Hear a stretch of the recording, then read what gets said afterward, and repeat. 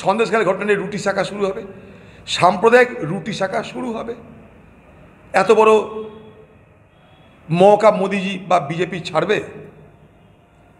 সেই মৌকাটা তুলে দিচ্ছে পশ্চিমবঙ্গের সরকার। তার জন্য তিনি একদিন নয়, পর পর 3 দিন আসছেন।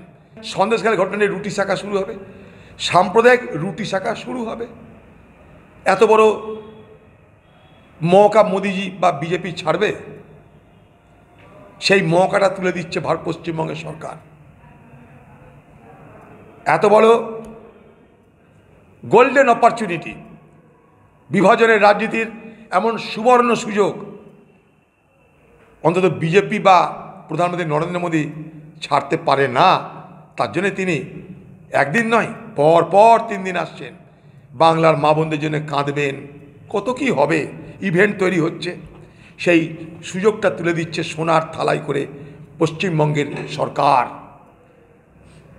অর্থাৎ পশ্চিমবঙ্গে বিভাজনের রাজনীতিতে দুটো দল তার সুবিধা করতে চাইছে, এক বিজেপি আর এক টিএমসি। তাই মোদিজির সফর মানে সাম্প্রদায়িক রাজনীতির রুটি সেঁকা শুরু হবে ভয়ঙ্করভাবে। এরপরে আসবে এনআরসি, সিএএ, কত কিছু আসবে। কারণ নির্বাচনের আগে এগুলি হচ্ছে নির্বাচনী রসদ। বেকারত্বের কথা থাকবে না, কৃষকের কথা থাকবে না, শিল্পের কথা থাকবে না, চলে আসবে সাম্প্রদায়িক বিভাজন। বড় ভয়ঙ্কর দিন আসছে বাংলার জন্য, বড় ভয়ঙ্কর দিন। দুটো পার্টির এই বিভাজনের রাজনীতি শ্যুট করছে, দুটো পার্টির বিভাজনের রাজনীতি কাজে লাগছে। তারা মনে করছে এই বিভাজন উভয়কে লাভ করবে। সেই দুটো পার্টি, একটা কেন্দ্রের শাসক দল বিজেপি, রাজ্য শাসক দল টিএমসি। নন্দীগ্রামে যেটা হয়েছিল, নিশ্চয় সেখানটায় পুলিশের অত্যাচার হয়েছিল। কারণ ছিল সেখানটায় শিল্পের জন্য জমি অধিগ্রহণ। সবাই আমরা বিরোধিতা করেছি, শুধু নন্দীগ্রাম নয়, নন্দীগ্রাম, সিঙ্গুর, সব জায়গায়। আর সন্দেশখালী হচ্ছে কি তৃণমূলের নেতাদের সাম্রাজ্য বিস্তার, তার জন্য জমি দখল। ফারাকটা এইটুকুই, বাকি অত্যাচার ঠিকই আছে, পড়বেই। ওখানকার পুলিশ সবে তো জানে, অত টেন্ট খাটিয়ে পাবলিককে না ডেকে, সেই থানা তো রেকর্ড আছেই, কারা কারা এতদিন ধরে অভিযোগ জানাতে এসেছিল। প্রত্যেকটা থানায় তো সিসিটিভি আছে, সেগুলো দেখলে তো পাবে। ওখানকার পুলিশের মদতে সব কিছু হয়েছে। পুলিশের সরাসরি মদত ছাড়া এত বড় সাম্রাজ্য গড়ে তোলা যায় বলুন? আজকে সেখানটায় মৃতের দেহে আতর ছড়ানোর চেষ্টা করছে, সুগন্ধি ছড়িয়ে ব্যাপারটাকে ধামাচাপা দেওয়ার চেষ্টা করছে। ইংরেজিতে যাকে বলা হয় ড্যামেজ কন্ট্রোল এক্সারসাইজ। এটা কিছু না, মৃতের দেহে এখন আতর ছড়ানোর কাজ চলছে, যাকে বলা হয় ড্যামেজ কন্ট্রোল এক্সারসাইজ চলছে। সেখানটায় কখনো বাংলার ডিজি সাহেব সে নিজে গিয়ে সেখানকার মানুষকে শান্ত করার চেষ্টা করছেন। শাহজাহান শেখের ক্লাবের রং মুছে দিয়ে তিনি বোঝাতে চাইছেন, এলাকার মানুষ শান্ত হও, আমরা তোমাদের ব্যাপারটা দেখছি। কিন্তু শান্ত হচ্ছেন এলাকা, কারণ এ বছরের পর বছর অত্যাচারের পুঞ্জীভূত ঘৃণা, তার এগুলো বহিঃপ্রকাশ ঘটছে। এখানটা দু রকমের খেলা চলছে। এক, শাসক দল যেমন তার ড্যামেজ কন্ট্রোল করার চেষ্টা করছে, তেমনি শাসক দল এই ঘটনাটাকে একটা সাম্প্রদায়িক রং দেওয়ার চেষ্টা করছে।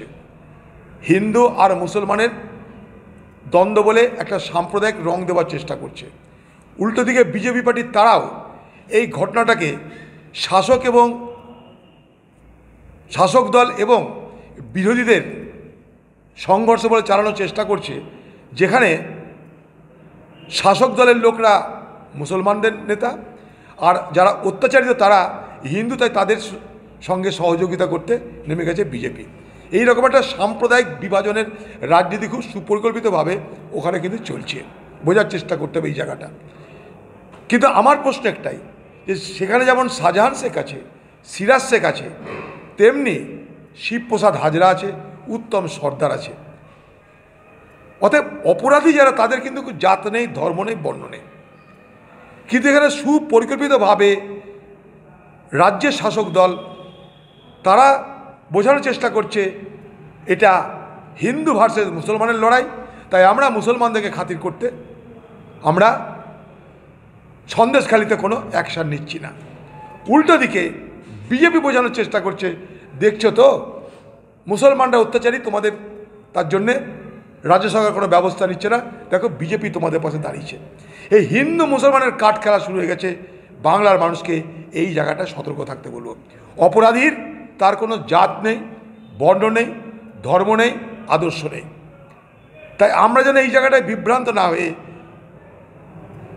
সাম্প্রদায়িক বিভাজনের রাজনীতির শিকার হই, এটা নিশ্চয়ই বাংলার মানুষকে বুঝতে হবে।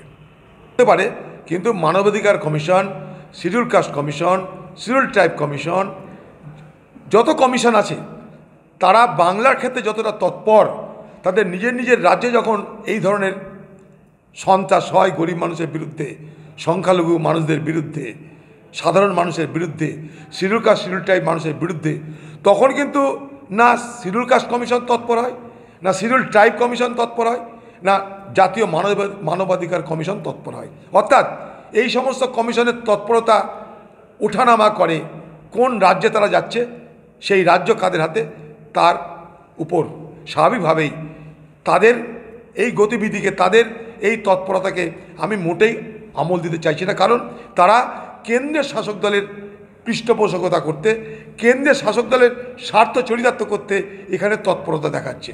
আমার বক্তব্য একটাই, যে বিচার পাক নির্যাতিত, নিপীড়িত, বঞ্চিত মানুষ। অপরাধীর যেমন জাত দেখা উচিত নয়, তেমনি অপরাধে যারা আজকে আক্রান্ত, নির্যাতিত,